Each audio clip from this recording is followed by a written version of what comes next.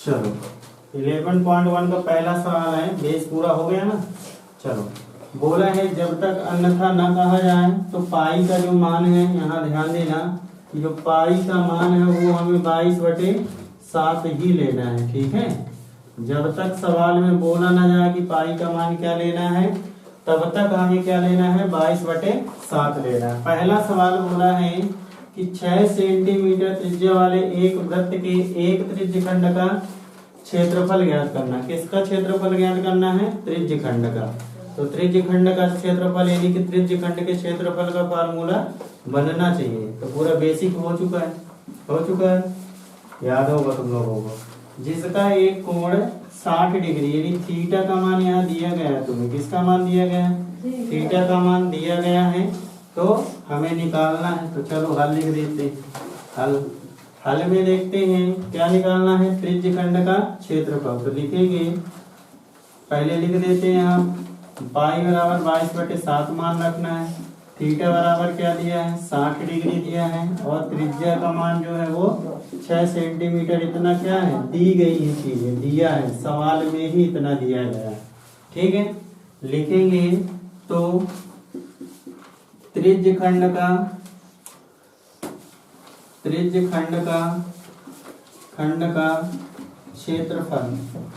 क्षेत्रफल बराबर क्या होता है बताओ, थीटा बटे 360 पाई आर स्क्वायर। ये होता है क्या, फार्मूला होता है ना। बस हो गया, यहाँ मान पुट कर देते हैं।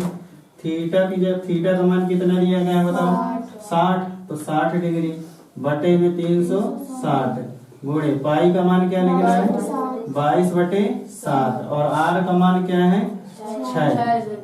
तो 6 का स्क्वायर है तो स्क्वायर कर दो, ठीक। अब जो कट रहा काट दो, 1 0 से ये कटा, 6 छंगा 36, तो कितना आ गया, 1/6 गुणे 22/7 और गुणे 6 गुणे 6, यानी स्क्वायर का मतलब कि 2 बार गुणा करना है ना। 1 6 से ये 6 कैंसिल हो गया ना।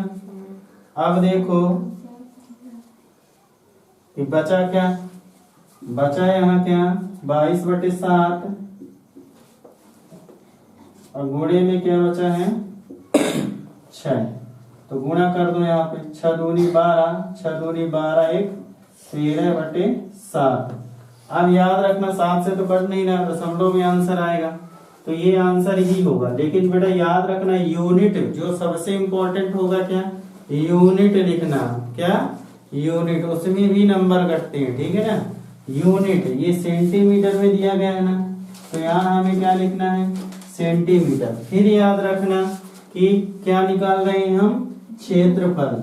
क्या निकाल रहे हैं, क्षेत्रफल। तो क्षेत्रफल की यूनिट क्या होती है, स्क्वायर होती है। क्या होती है, स्क्वायर होती है। आयतन निकालेंगे तो क्यूब होगी। क्या होगी, क्यूब। तो याद रखना कि तुम्हें इसकी यूनिट जरूर लिखना है, ठीक है, आंसर निकालने के बाद। तो क्षेत्रफल निकालोगे तो क्या लगाओगे, स्क्वायर। मीटर है तो मीटर स्क्वायर, सेंटीमीटर है तो सेंटीमीटर स्क्वायर, जो भी दिया रहेगा। अगर क्षेत्रफल निकाल रहे हैं तो उसकी यूनिट क्या लगाएंगे, स्क्वायर लगाएंगे। समझ में आया। तो ये पहला प्रश्न हो गया क्या, फिनिश।